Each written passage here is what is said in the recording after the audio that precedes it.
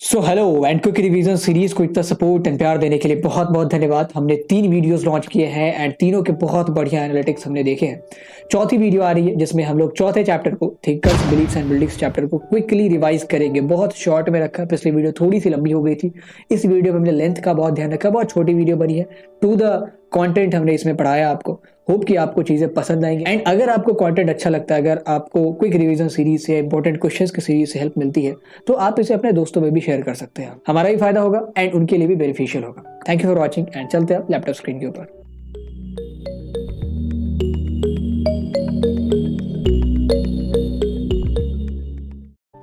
So here we have the chapter 4। Hope कि आपने पिछले 3 चैप्टर्स के रिवीजन सेशंस को देखा होगा। अब चलते हैं थिंकर्स बिलीफ्स एंड बिल्डिंग्स, इस चैप्टर को रिवाइज करते हैं। बेसिकली ये जो चैप्टर है हमने इसमें बुद्धिज्म के बारे में पढ़ना है, देन हम बहुत सारे हेटेरोडॉक्स सेक्ट्स के बारे में पढ़ेंगे, जैनिज्म के बारे में पढ़ेंगे। ये देखेंगे कि सैक्रिफाइशियल ट्रेडिशंस को, वैदिक ट्रेडिशन को क्यों अपोज किया जा रहा था, इसको क्यों क्वेश्चन किया जा रहा था।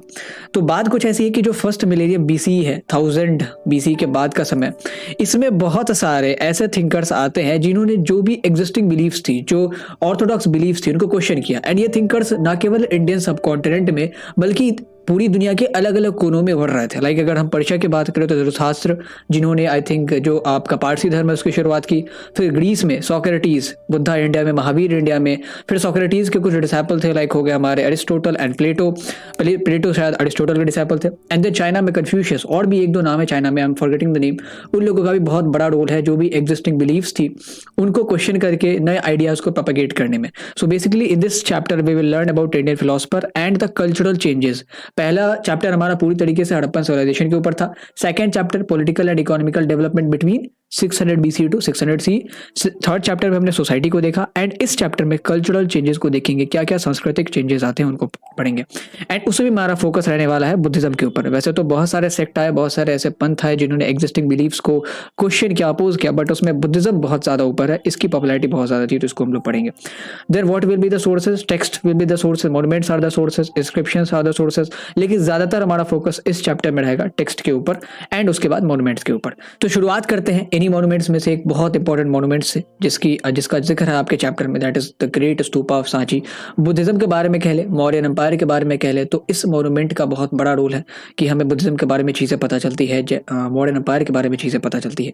इंट्रोडक्शन के तौर पर आपको बता दिया जाए कि सांची का stupa is located in Madhya Pradesh. Sanchi is located in Madhya Pradesh. So इसे बनवाया गया था अशोका द ग्रेट द्वारा 3rd सेंचुरी बीसी के आसपास। इन्होंने सांची में ही नहीं बल्कि और भी 2-3 जगहों पे, भरूच में, अमरावती में, सारनाथ में स्तूपास का निर्माण करवाया। स्तूप होते क्या थे? स्तूप जो स्ट्रक्चर आप देख सकते हैं, एक माउंट लाइक स्ट्रक्चर होता है, टीले टाइप का।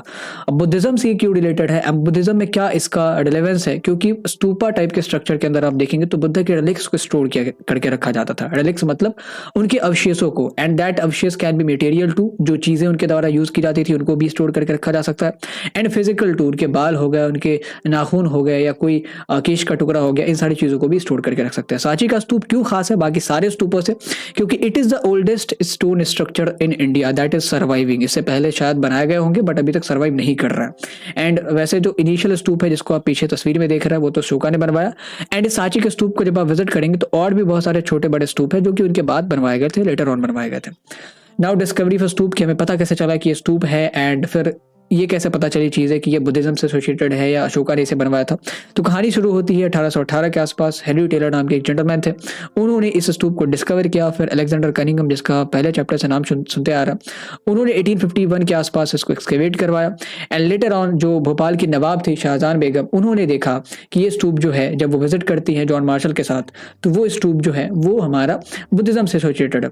तो इन्होंने मना कर दिया। इसमें शाहजहां बेगम का बहुत बड़ा रोल है। अगर ये स्तूप अभी खड़ा है and UNESCO world heritage site के तौर पे जाना जाता है, तो शाहजहां बेगम का एंड उनके सक्सेसर सुल्तान जहां बेगम का बहुत बड़ा रोल है।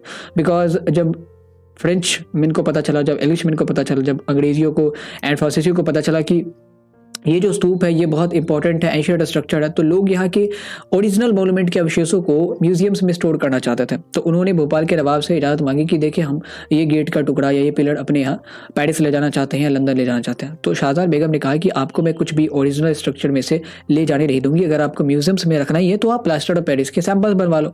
सो in that way Shahjahan Begum preserved the stupa. And इस स्तूप के बारे में अगर हम कह ले तो दुनिया को बताने में सुल्तान जहां बेगम का बहुत बड़ा रोल है। जॉन मार्शल जब आते हैं इस स्तूप स्तूप के ऊपर रिसर्च करने के लिए, तो वो इनके रहने के लिए गेस्ट हाउस बनवाती है, पूरा खर्चा उठाती है इनके रिसर्च का। फिर जब उनका जो रिसर्च पेपर है वो पब्लिश होता है तो उसकी पब्लिशिंग में भी इनका बहुत बड़ा रोल है।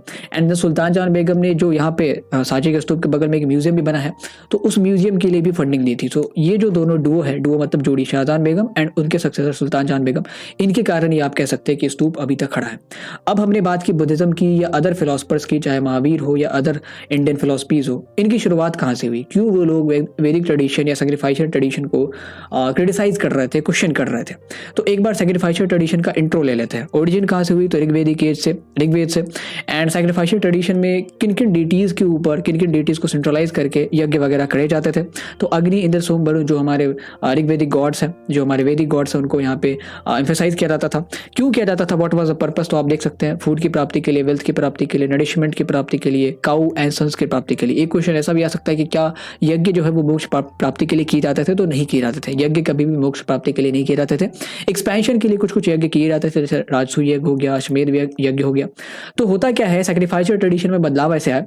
ऋग्वेदिक एज में, अर्ली वैदिक एज में जो सैक्रिफाइशियल ट्रेडिशन था, वो लोग ना कलेक्टिव करते थे। जैसे कम्युनिटी है तो पूरी कम्युनिटी बैठ के यज्ञ करेगी, या अगर परिवार है तो पूरा परिवार बैठ के यज्ञ करेगा।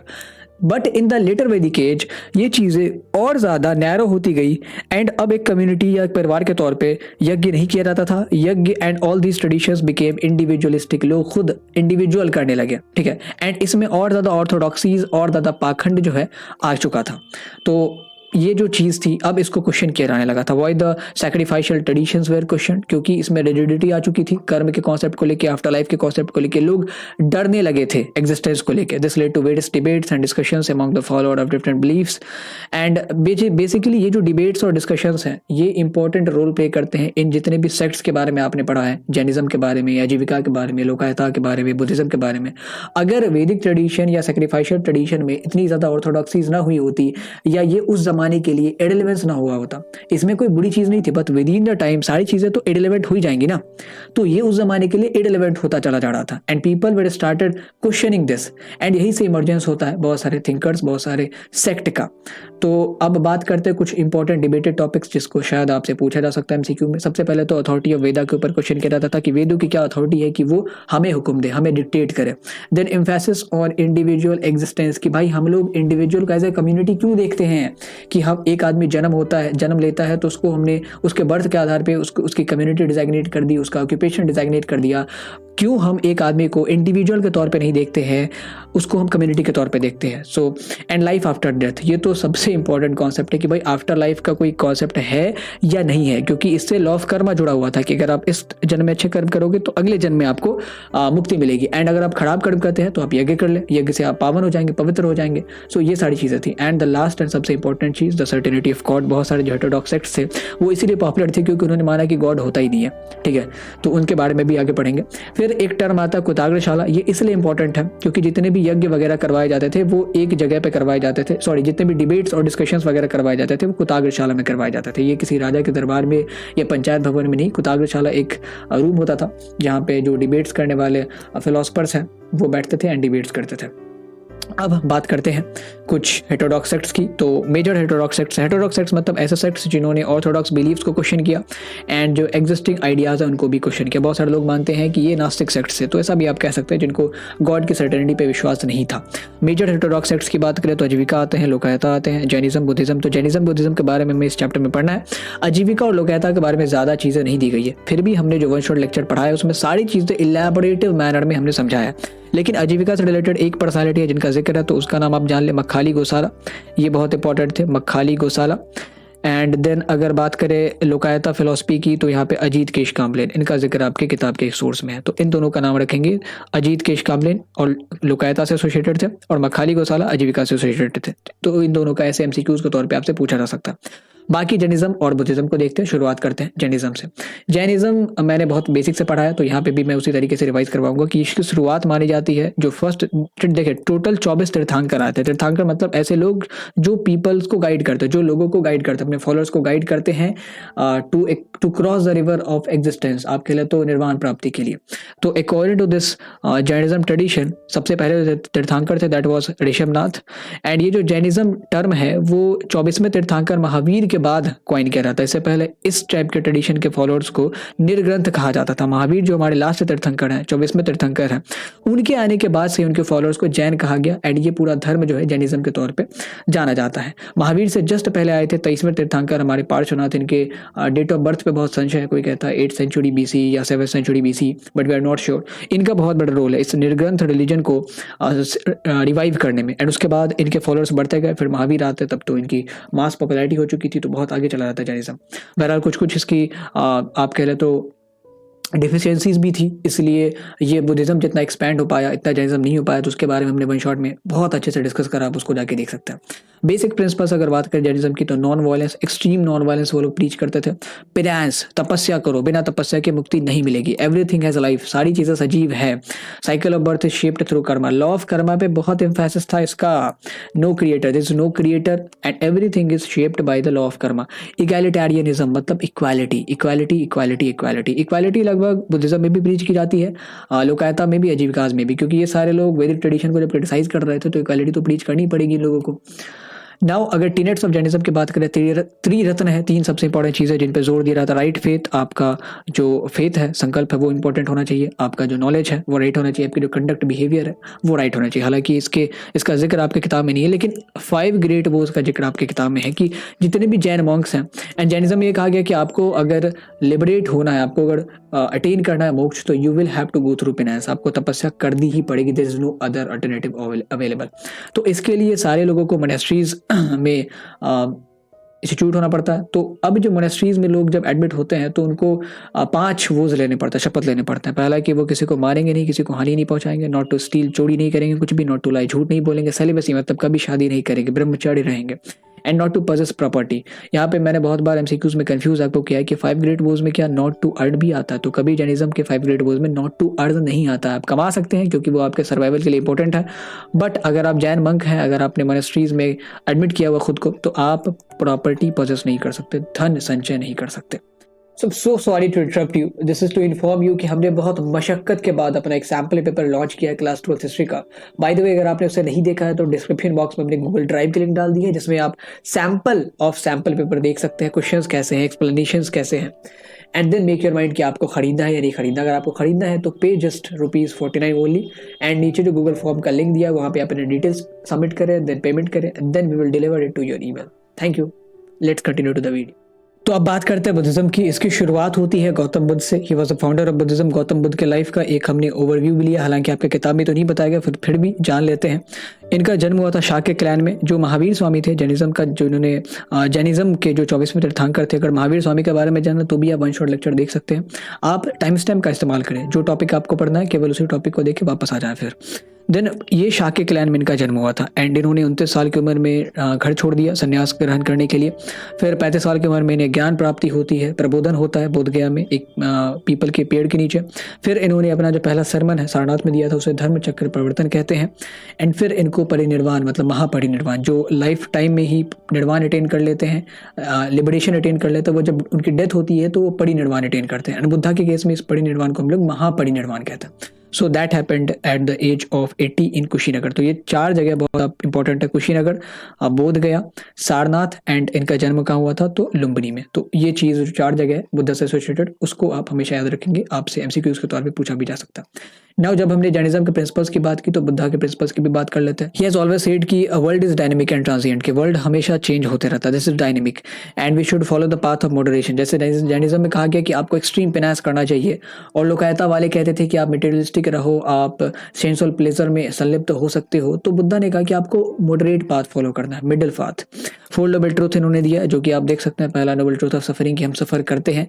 देन दूसरा ओरिजिन ऑफ सफरिंग, कि हम सफर क्यों करते हैं। Then the noble truth of end of suffering, कि हम सफर करते हैं, इसको खत्म कर सकते हैं। And then how to end the suffering, that is basically 8 fold path, जो कि हमने वन शॉट लेक्चर में पढ़ाया। हालांकि सिलेबस में है नहीं आपको, तो उसको उतना डिस्कस करने की जरूरत है नहीं, बट अगर आप उसे देखना चाहते हो तो अगेन आप वन शॉट लेक्चर देख सकते हैं, वहाँ पे उस टाइम स्टेप में जाए जहाँ पे हमने 8 फोल्ड पाथ है उसको पढ़ाया। ही ऑल्सो प्रमोटेड अहिंसा। अहिंसा जो है इसमें भी प्रीच किया जाता था, जैनिज्म में भी। जैनिज्म में अहिंसा, नॉन वायलेंस, ये सारी चीज़ें एक्सट्रीमली इम्फेसाइज की जाती थी, इतनी कि जैन मंक्स कभी चप्पल नहीं पहनते थे और वो जब रोड पे चलते हैं तो झाड़ू लगा के चलते कि कोई चींटी या कीड़ा उनके पैर के नीचे आके मर ना जाए। He also promoted equality like Jainism and उन्होंने कहा कि अगर किसी को लिबरेशन अटेन करना, मोक्ष अटेन करना, तो सबसे पहले चीज़ उसको क्या करनी पड़ेगी, अपने अंदर की जो ईगो है, डिजायर है, उसको एक्सटिंग्विश करना पड़ेगा in order to attain self realisation. So that was Buddha. अब बुद्धा की बात करते हैं, बुद्धा, मखाली गोसाला, महावीर स्वामी, ये सारे ही 6th सेंचुरी बीसी के आसपास आते हैं। महावीर स्वामी और मखाली गोसाला तो कंटेम्प्रेरी थे, साथ में पढ़े भी थे बहुत दिनों तक, ठीक है। बुद्धा और महावीर भी कंटेम्प्रेरी ही माने जा सकते, बट इनकी आपस में कभी मुलाकात नहीं हुई थी क्योंकि उस जमाने में सोशल मीडिया वगैरह कुछ था नहीं। लेकिन ये चूंकि एक ही टाइम पीरियड के हैं, जैनिज्म और बुद्धिज्म की भी फिलोसफीज, इसीलिए बहुत सारी चीजें मैच करती है। How Buddha's teachings were preserved. Jainism और सेक्ट इसलिए इतने पीछे रह गए क्योंकि जैनिज्म में तो फिर भी बहुत सारी चीज़ें जो ट्रांसलेट करके रखी गई एंड प्रिजर्व करके रखी गई। बाकी आजीविका की बात करें, लोकायतास की बात करें, तो उनके एक भी टेक्स्ट अभी हमारे पास अवेलेबल नहीं है। जो भी चीज़ें उनके बारे में हमें पता है वो या तो अगर बुद्धिस्ट टेक्स्ट में उनके बारे में लिखी गई है उससे पता चलता है, जैनिज्म के टेक्स्ट में उनके बारे में लिखी गई उससे पता चलता है, या पुरानिक टेक्स्ट में उनके बारे में लिखी गई उससे पता चलता है। बट बुद्धा के टेक्स्ट को प्रिजर्व किया गया and that was one of the reason कि क्यों बुद्धिज्म जो है वो as per other heterodox sects इतना ज़्यादा पॉपुलर है एंड अभी भी फ्लरिश कर रहा है। सो जब बुद्धा की डेथ होती है, उनके डेथ से पहले जितनी भी टीचिंग्स वो करते थे वो सारी ओरली करते थे, तो उसको कभी रिकॉर्ड नहीं किया जाता था। बट आफ्टर द डेथ जो मंक्स थे वैशाली मोनेस्ट्रीज के, उन्होंने देखा कि हमारा हाल कहीं आजीविका और लोकायतास जैसा ना हो जाए, इसलिए what we will do now, हमने जितनी भी चीज़ें बुद्धा से सीखी है एंड जितनी भी चीज़ें उनकी वसीयत है, उनकी लेगेसी है, उनको हम लोग स्टोर करेंगे। तो 3 ग्रंथों में उन्होंने स्टोर किया that where known as Tripitaka. सबसे पहला हमारा विनयपिटका, इसमें जो संघ है, संघ मतलब अभी मैं आपको बताऊंगा कि बुद्धा के जितने भी फॉलोअर्स थे उन्होंने खुद को एक इंस्टीट्यूशन में ऑर्गेनाइज कर लिया, दैट इज संघ। तो इसकी जितनी भी रूल्स एंड रेगुलेशन है वो विनयपिटका में मौजूद है। देन Sutta Pitaka, it is all about the philosophies of Buddha, कि जितनी भी बुद्धा से रिलेटेड टीचिंग्स एंड स्टोरीज हैं सारी चीज़ें इसमें मौजूद हैं एंड ये सब बहुत बड़े टेक्स्ट हैं, हर एक टेक्स्ट में 5-6 निकाय हैं, उसमें अलग अलग स्टोरीज हैं। देन लास्ट में हमारा आता है विधम्म पिटका, जो भी फिलोसफिकल मैटर्स हैं बुद्धिज्म से रिलेटेड वो सारी चीज़ें यहाँ पे स्टोर्ड है। तो ये 3 पिटकाज आपको ध्यान में रखने बहुत ज़रूरी है।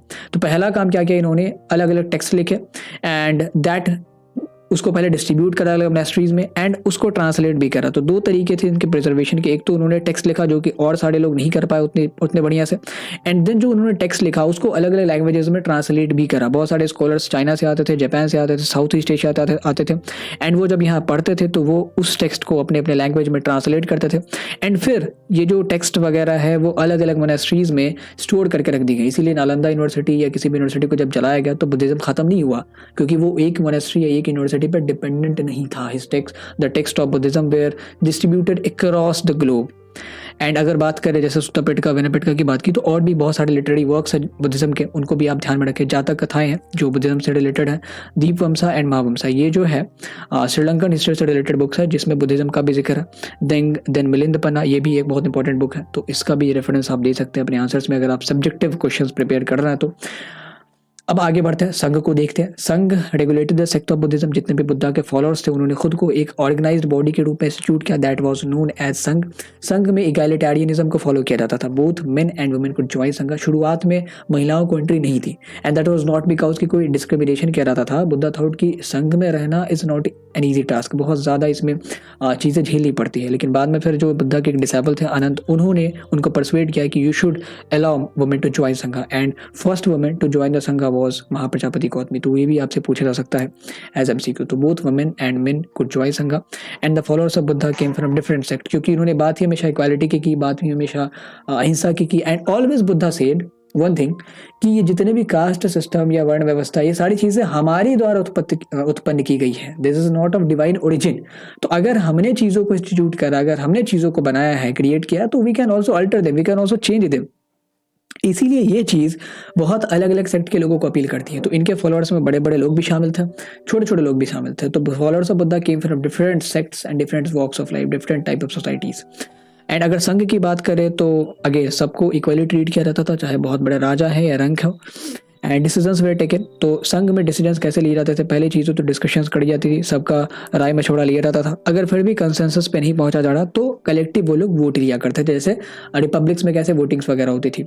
हमने जनमत संग्रह करवा लिया, तो इस हिसाब से डिसीजंस वगैरह संघ में लिए जाते थे। तो that was the concept of संघ। इस तरीके से जो बुद्धिज्म की टीचिंग्स है वो न केवल प्रिजर्व हुई बल्कि बहुत ज़्यादा स्प्रेड भी होती है। एक चीज़ आपको यहाँ पे ध्यान रखनी ज़रूरी है कि Buddha in his life time never ever accepted कि क्या गॉड है, एंड नीदर ही डिनाइड, कभी उन्होंने मना भी नहीं किया कि गॉड का एग्जिस्टेंस है दुनिया में, एंड कभी उन्होंने माना भी नहीं। तो he was neutral in that. Jainism वाले जैसे कहते हैं कि नो क्रिएटर, यहाँ पे कुछ भी क्रिएटर नहीं है, सारी चीज़ें अपने आप चल रही हैं।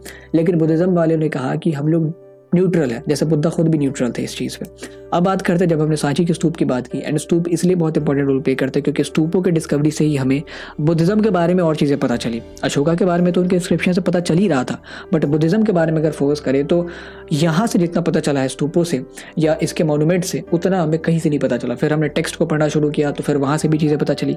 तो स्तूप किस लिए इंपॉर्टेंट हो जाते हैं, वाई दे वर बिल्ट। तो स्तूपा को बिल्ड किया जाता था। वैसे तो स्तूपा बिल्ड करने का सिलसिला बुद्धा के बर्थ से पहले भी था, बट चीज़ों को स्टोर करने के लिए किया जाता था। बट ये जो काइंड ऑफ स्तूपा है जिनकी रिलीजियस सिग्निफिकेंस है कुछ, वो बुद्धिज्म के बाद ही आती है। तो बुद्धा के तो जो स्तूप थे बुद्धिज्म से रिलेटेड, उनको दो कारणों से बनाया जाता था। First to store the relics of Buddha, and relics can be of material physical दोनों। एंड दूसरी चीज़, अशोका ने क्या करा, जितने भी अशोका बहुत आर्डेंट डिवोटी थे बुद्धा के, तो उन्होंने जब देखा कि बुद्धा के बहुत सारे material and physical remains available हैं, तो उन्होंने न केवल इस बात का ख्याल रखा कि कैसे इन चीज़ों को स्टोर किया जाए, बल्कि इस चीज़ का भी ध्यान रखा कि कैसे ये जो मटेरियल और फिजिकल रिमेन्स जो अभी अवेलेबल हैं वो बुद्धिज्म के स्प्रेड में काम आ सकते हैं। तो उन्होंने जो जो जगह बुद्धा से एसोसिएटेड थे, जैसे सारनाथ हो गया, सांची हो गया, अमरावती हो गया, लुम्बिनी हो गया, इन सब जगहों पे इंस्क्रिप्शंस भी लगाए। जहाँ जहाँ स्तूपा को बनवाना पॉसिबल था वहाँ स्तूप भी बनवाए, एंड वहाँ पे बुद्धा के मटेरियल और फिजिकल रिमेन्स को स्टोर भी करा। तो अशोका का बहुत बड़ा रोल है बुद्धिज्म के स्प्रेड में, बहुत बहुत बहुत इंटेंस रोल है। यहाँ पे हमने बात करी अभी तक सांची के स्तूप की, आगे चल के अमरावती का स्तूप देखेंगे। एंड इतने सारे स्तूपों से आपके दिमाग में ये बात आती है कि इनको बनाया कैसे जाता था। केवल राजा ही बनवाते थे और भी बहुत सारे लोग थे। तो donations were primarily given by the Kings. इसके अलावा जो गिल्ड्स होते थे, गिल्ड्स की बात हमने थर्ड चैप्टर में करी थी। जैसे कोई एक कम्युनिटी है जो कॉमन ऑक्यूपेशन करती है, जैसे स्वर्णकार की कम्युनिटी हो गई, सिल्क वीवर्स की कम्युनिटी होगी, तो वो गिल्ड में ऑर्गेनाइज करते थे खुद को, एंड इनका कलेक्टिव रेवेन्यू होता था, कलेक्टिव एक्सपेंस होता था। तो ये लोग भी डोनेशंस वगैरह देते थे।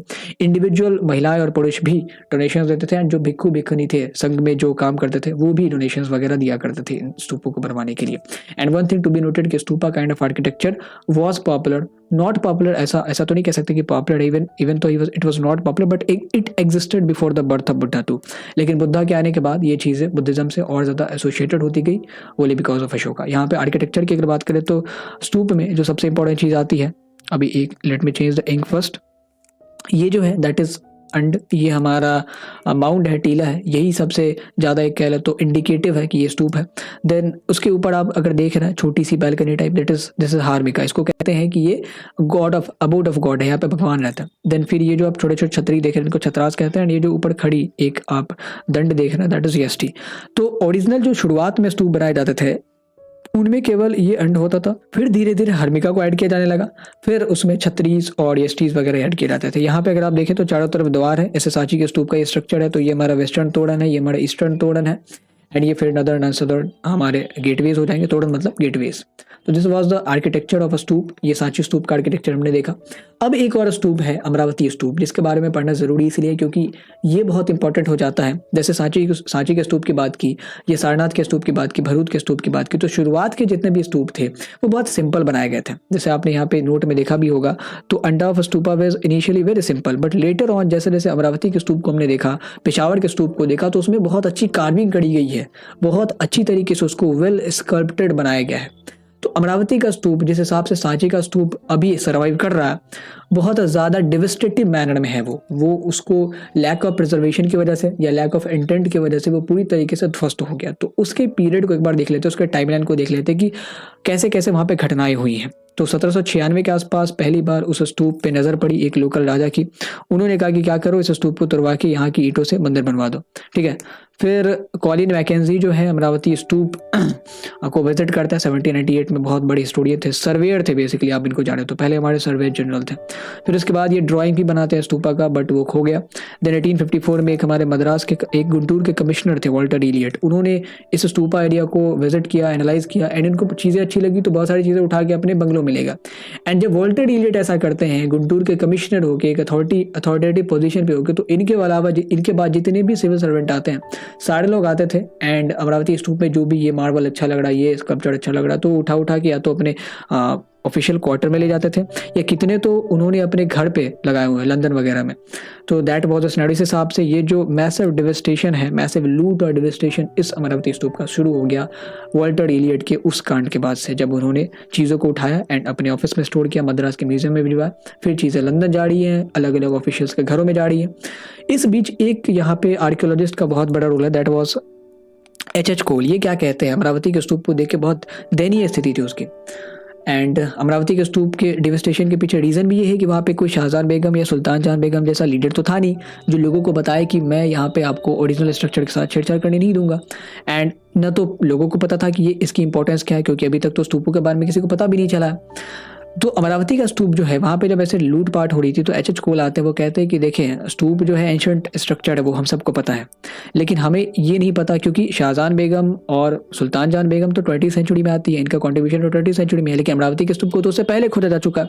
ठीक है, तो एच कोल कहते हैं हमें ये तो पता है कि एंशिएंट स्ट्रक्चर है, हमें ये नहीं पता कि किस सेक्ट से किस इवेंट से रिलेटेड है। तो चूंकि एंशिएंट स्ट्रक्चर है तो हमें क्या करना चाहिए कि ओरिजिनल मॉन्यूमेंट के साथ छेड़छाड़ नहीं करनी चाहिए। अगर हमें इसे प्रिजर्व भी करना तो म्यूजियम में हम ना रखें, हम इन सिटू प्रिजर्व करें, हम इसको साइट पे ही बारगेडिंग लगा के जो भी चीज़ है जैसे प्रिजर्वेशन हो सकती है वैसे करें। जैसे ताजमहल भी एक मॉन्यूमेंट है, तो ताजमहल को हम लोग म्यूजियम में थोड़ी ना रखते हैं, that is in Situ preservation. जो चीज़ें करी जाती हैं वहीं पे करी जाती हैं। तो ये चीज़ एच कोल ने प्रपोज किया था। उन्होंने कहा कि अगर आपको म्यूजियम्स वगैरह में चीज़ें रखनी है या रिसर्च वगैरह करना तो आप प्लास्टर ऑफ पेरिस के मॉडल्स बनवा लो। ठीक है, यहाँ पे आप अमरावती के स्तूप के कुछ अवशेषों को देख सकते हैं, रूम्स को देख सकते हैं। इन स्तूपों में जो स्कल्पचर होते थे, एंड स्कल्पचर का बुद्धिज्म से बहुत ज़्यादा घना रिश्ता है। Apart from the text and monuments, जो स्कल्पचर है उन्होंने भी बहुत ज़्यादा अहम रोल प्ले किया। अगर हमें बुद्धिज्म के बारे में आज इतनी चीज़ें पता है तो these are the major source to learn about Buddhism.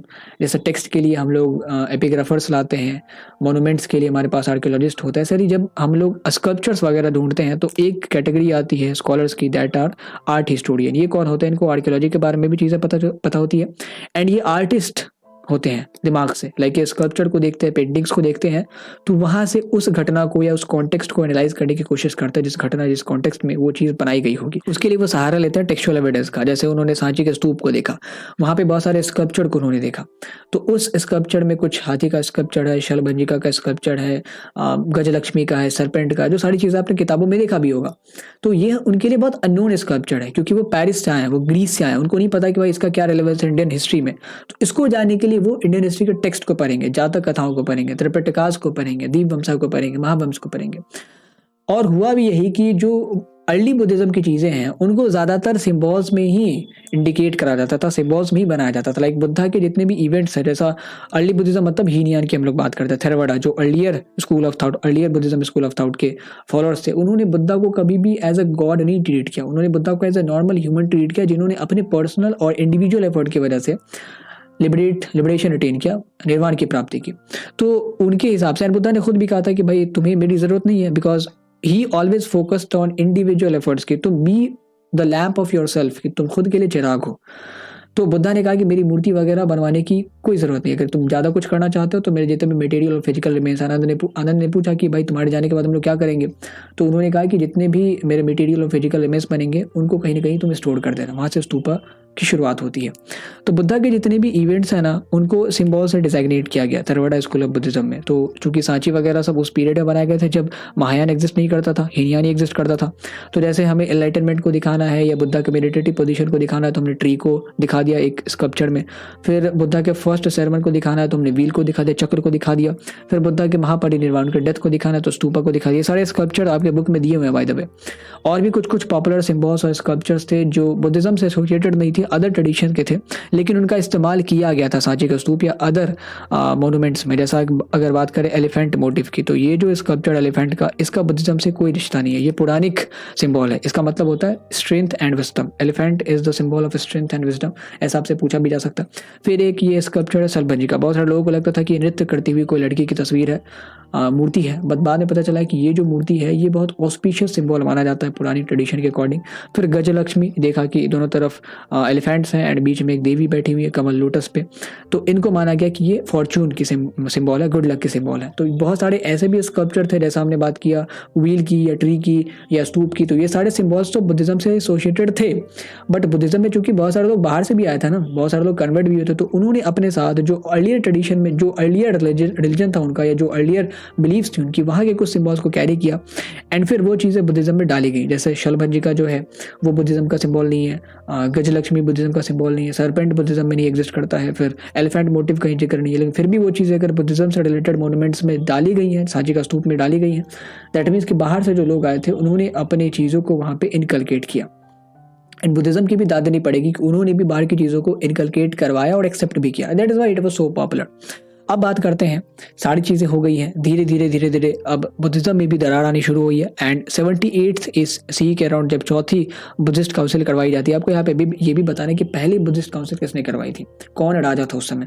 78th सी के अराउंड जब चौथी बुद्धिस्ट काउंसिल हुई तो कनिष्क राजा थे हमारे कुषाण वंश के, उसमें बुद्धिज़्म में दरार पड़ जाती है एंड दो सेक्ट में ये बढ़ जाता है, हीनयान और महायान। महायान वाले जो थेरवाडा स्कूल ऑफ फिलोसफी है उसको हीनयान कहते हैं, मतलब लेसर व्हीकल, महायान मतलब द ग्रेटर व्हीकल। तो हमें हीनयान नहीं, इनको थेरवाडा कहना। थेरवाडा इसलिए क्योंकि महायान वालों ने नहीं हीनयान कहा है ना, है तो ये थेरवाडा ही। थेरवाडा मतलब जो अर्लियर टीचर्स के पाथ को फॉलो करते हैं, जो एल्डर्स के पाथ को फॉलो करते हैं। So these are the followers of teachers और these are the followers of elders. And ये बुद्धा को एज ए ह्यूमन मानते थे, they always treated Buddha as a human. लेकिन महायान वाले बुद्धा को गॉड की तरह ट्रीट करते हैं। हीनयान वाले हमेशा बुद्धा की टीचिंग्स को फॉलो करते थे, महायान वाले उनको वर्शिप करना शुरू करते। तो जितनी भी बड़ी बड़ी मूर्तियां आप देखते हो बुद्धा की आज के समय में, वो सारी चीज़ें तब आई जब महायान बुद्धिज्म ट्रेंड में आया, प्रेवलेंस में आया। ठीक है, हीनयान बुद्धिज्म उतना ज़्यादा स्प्रेड नहीं है जितना महायान बुद्धिज्म है। जो ईस्ट एशिया है, चाइना, जापान, थाईलैंड, वहाँ पे ज़्यादातर महायान बुद्धिज्म है। And Hinayana Buddhism Indo China and Sri Lanka तक सीमित है। It believes in meditation, it believes in idol worship and mantra chanting. तो मंत्रा चैंटिंग, फिर यहाँ से तंत्रयान, वज्रयान, ये सारी चीज़ें टूटती जाएंगी धीरे धीरे महायान से भी। पहला तो दरार पड़ा 78 सी में, उसके बाद हीनयान से महायान, महायान से वज्रयान, वज्रयान से तंत्रयान, बहुत सारी चीज़ें होती है। फिर ये चीज़ें, ये जो सेवियर वर्शिप का कॉन्सेप्ट है, सेवियर वर्शिप क्या हुआ कि हमने किसी के ऊपर अपनी डिपेंडेंसी जाहिर कर दी। जैसे बुद्धिज्म में क्या कहा बुद्धा ने कि मेरे ऊपर तुम डिपेंडेंट नहीं हो, you are not dependent on me, क्योंकि तुम इंडिविजुअल एफर्ट से वो सारी चीज़ें हासिल कर सकते हो जो मैंने हासिल की है। लेकिन महायान बुद्धिज्म में जैसे जैसे बाहर से लोग आ रहे थे, उन्होंने इस चीज़ पे फोकस करना शुरू करा कि हमें बुद्धा को एज ए गॉड ट्रीट करना पड़ेगा, उनकी आइडल वर्शिप करनी पड़ेगी शुरू। इसलिए क्योंकि उनको लगता था कि बुद्धा उनके सेवियर है, वही उनको लिबरेशन अटेन करवा सकते हैं। ये चीज़ें, ये जो कॉन्सेप्शन था, ये जो कॉन्सेप्ट था सेवियर वर्शिप का, ये बुद्धिज्म तक नहीं लिमिटेड था, ये चीज़ें पुरानी रिलीजन में भी आ चुकी थी। एंड यहाँ से उत्पत्ति होती है वैष्णविज्म की, शैविज्म की, शक्तिज्म की। वैष्णविज्म भी एक काइंड ऑफ सेवियर वर्शिप है, जहाँ पे लोग खुद को विष्णु के प्रति डिवोटी मान के उनको सौंप देते हैं, कहते हैं कि वही अब हमें हमारी नैया पार लगाएंगे या लिबरेशन अटेन करेंगे, मोक्ष अटेन करवाएंगे। शैविज्म में भी शिव के ऊपर खुद को लोग डिपेंडेंट बना देते हैं। लेकिन शक्तिज्म में भी खुद को शक्ति, दुर्गा की किसी रूप या काली या किसी भी देवी की किसी रूप का डिवोटी खुद को मान के उनके ऊपर खुद को सौंप देते हैं। तो these kind of saviour worship not limited to Buddhism only, ये पुरानी रिलीजन में भी आता है। अब बात करते हैं जैसे जैसे पुरानी रिलीजन बढ़ता गया, आइडल वर्शिप भी शुरू होती गई। आइडल वर्शिप जब धीरे धीरे बढ़ने लगी तो टेम्पल्स का निर्माण शुरू होता है। तो टेम्पल्स का निर्माण I think 4th century C के आसपास शुरू हुआ। And the earlier temples are very simple, बहुत सिंपल होते थे अर्लियर टेम्पल। अगर आपने पुराने टेम्पल्स को देखा होगा तो एक छोटा सा रूम होता था जिसमें जो देवी देवता है उनको स्थापित किया जाता था, दैट इज कॉल्ड गर्भगृह। कोई उसमें ये जो आप शिखर वगैरह देख रहे हैं ना, इतना बड़ा बड़ा शिखर या सीढ़ी वगैरह, प्लेटफॉर्म, ये सारी चीज़ें कुछ भी नहीं होती थी। एक नॉर्मल रूम होता था जिसमें एक ही दरवाजा होता था, एक ही द्वार होता था, उस द्वार के अंदर जो देवी देवता उनको डाला जाता था। तो अर्लियर टेम्पल्स वोली हैड गर्भगृह।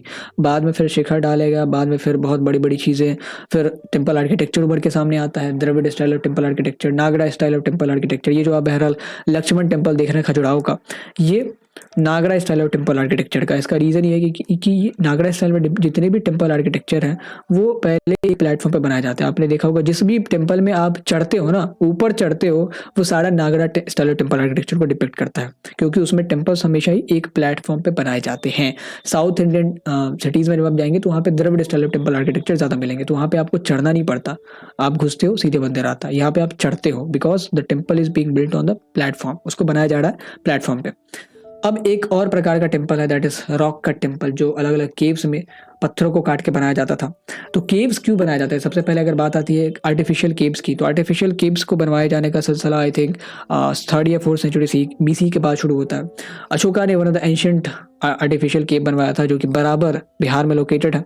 वो आजीविका मंक्स के लिए बनवाया था। ये भी आपसे MCQ से पूछा जा सकता है कि बराबर केव अशोका ने किसके लिए बनवाया। तो चूंकि आपको लगता है कि अशोका बुद्धिज्म के फॉलोअर थे तो वो बुद्धिस्ट मंक्स के लिए बनवाएंगे, लेकिन वो आजीविका मंक्स के लिए उन्होंने बनवाया था।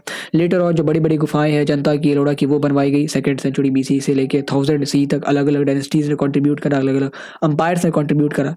एंड इन्हीं एलोरा की गुफाओं में से एक टेम्पल बहुत सामने बड़ा निकल के आता है, कैलाशनाथ टेम्पल, जो कि 1 रॉक का टेम्पल है। ये पूरा का पूरा टेम्पल एक पत्थर से काट के बनाया गया है।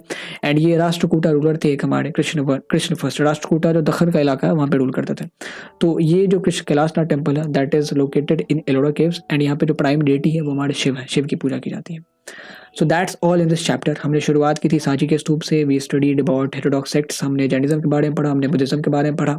हमने फिर जो इस स्तूप आर्किटेक्चर उसको देखा, स्तूप आर्किटेक्चर में स्कल्पचर्स कैसे यूज़ किए जाते थे उनको देखा।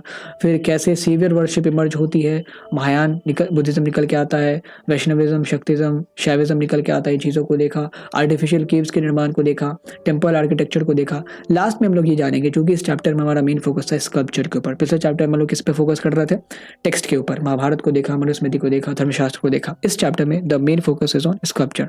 स्कल्पचर को जब एनालाइज करते हैं तो पहले तो प्रोसेस आप समझते हैं। स्कल्पचर को हम लोग कंपेयर करते हैं। जब ब्रिटिशर्स ने पहली बार इन स्कल्पचर्स को देखा तो उन्होंने इसे ग्रीक स्कल्पचर से कंपेयर किया, क्योंकि उन्होंने वही चीज़ें देखी थी। तो इससे कुछ उन्हें खास मिला नहीं, क्योंकि Greek sculptures were entirely different from sculptures of Indian सब कॉन्टिनेंट। फिर उन्होंने उन स्कल्पचर्स को इंडियन सब कॉन्टिनेंट के जो टेक्स्ट थे उनसे कंपेयर करके पढ़ना शुरू किया। तो उनसे फिर उनको चीज़ें समझ में आती चली गई। शलभंजिका क्या है, गजलक्ष्मी का क्या कॉन्सेप्ट है, फिर सरपेंट का क्या कॉन्सेप्ट है, एलिफेंट कैसे सिंबलाइज करता है किसी चीज़ को, बोधी ट्री किस चीज़ को सिंबलाइज करती है, स्तूप किस चीज़ को सिंबलाइज करती है, सारी चीज़ें टेक्स्ट में अवेलेबल थी। प्रॉब्लम्स कभी कभी आती हैं स्कल्पचर्स को आइडेंटिफाई करने में, उसको इंटरप्रेट करने में। कभी कभी जो टेक्स्ट है उनमें उस इमेज का जो सही इन्फॉर्मेशन है वो नहीं दिया होता। कभी कभी हम लोग देखते हैं कि इमेज सेम है बट एक टेक्स्ट में उस इमेज का अलग पर्सपेक्टिव दिया हुआ है, दूसरे टेक्स्ट में अलग है, तीसरे टेक्स्ट में अलग है। तो ये बहुत कंफ्यूजिंग होता है। जैसा आपने देखा होगा महाबलीपुरम में आपकी किताब में भी है, एक स्कल्पचर है। बहुत सारे लोग कहते हैं कि यहाँ पे ये दिखाया गया है कि जो अर्जुन है वो तपस्या कर रहा है अपने शस्त्र प्राप्ति के लिए, महाभारत से पहले, कुरुक्षेत्र की लड़ाई से पहले। कोई ये भी कहते हैं कि जो भागीरथ जिन्होंने गंगा को धरती पे अवतरित करवाया था, ये वहाँ पे तपस्या कर रहा है, क्योंकि वहाँ पे कोई तपस्या कर रहा है। तो बहुत सारे लोगों को लगता है कि अर्जुन कर रहा है, बहुत सारे लोगों को लगता है भागीरथ कर रहा है। एंड अगर और भी अलग अलग टेक्स्ट को देखेंगे तो उन्होंने शायद कोई और ही पर्सपेक्टिव दिया हो। तो while analysing the sculptures we have to deal with these kind of problems. Now when we come to the conclusion of this chapter, हमने बुद्धिज्म के बारे में ज़्यादातर फोकस किया है, बट फिर भी जितनी भी चीज़ें हमने अभी तक जानी है that is only the tip of iceberg. चाहे हो जैनिज्म की बात हो, आजीविका और लोकायतास के बारे में, तो इस चैप्टर में मैंने वन शॉट में भी जितना बताया वो बहुत कम है, क्योंकि इनके बारे में टेक्स्ट अवेलेबल ही नहीं है। तो we have a lot of things to decipher about them. We have a lot of things to discover about Ajivikas and Lokayatas. So we have to unfold the stories dipped deep beneath the iceberg. तो that is your job. आप जितना ज़्यादा इसमें proficient होंगे, कुशल होंगे, तो आप उतना ही ज़्यादा इसमें जान सकते हैं। तो so there is always a scope for doing more and more and more. Now here we complete this chapter. अगर आपको ये वीडियो अच्छी लगी है तो give us a thumbs up and subscribe to this channel. And अगर आपको ये लगता है ये कंटेंट सब तक जानी चाहिए, इस कंटेंट की रीच बढ़नी चाहिए, तो मेक श्योर कि आप इस वीडियो को शेयर जरूर करें। And if you want to boost your preparation then you can also use our sample paper. अगर आपने सैम्पल पेपर नहीं देखा है, चाहे आप किसी भी मीडियम से हैं, दोनों हिंदी और इंग्लिश दोनों ही मीडियम के लिए हेल्पफुल है। सैम्पल पेपर का जो सैम्पल है वो नीचे हमने गूगल ड्राइव का लिंक दे दिया है, वहाँ से आप अवेल कर सकते हैं। फिर अगर आपको उसको खरीदना है तो गूगल फॉर्म का लिंक दे दिया, वहाँ पे आप डिटेल सबमिट करें, एक छोटा सा पेमेंट करें 49 रुपीज़ का, and then we will deliver the sample paper on your email. And by the way, अगर आपको इन चैप्टर्स के नोट्स चाहिए, चाहे इंपॉर्टेंट इमेजेस के नोट्स चाहिए, इंपॉर्टेंट पर्सनैलिटीज़ के नोट्स चाहिए, तो सारे नोट्स हमने जो नीचे ड्राइव का लिंक दिया हुआ है ना फॉर नोट्स एंड PDFs, वहाँ पे जाके सारे नोट्स आप डाउनलोड कर सकते हैं, या आप टेलीग्राम ग्रुप पे जुड़ के भी नोट्स सारे डाउनलोड कर सकते हैं। So that's all in this chapter. Thank you for watching and see you soon.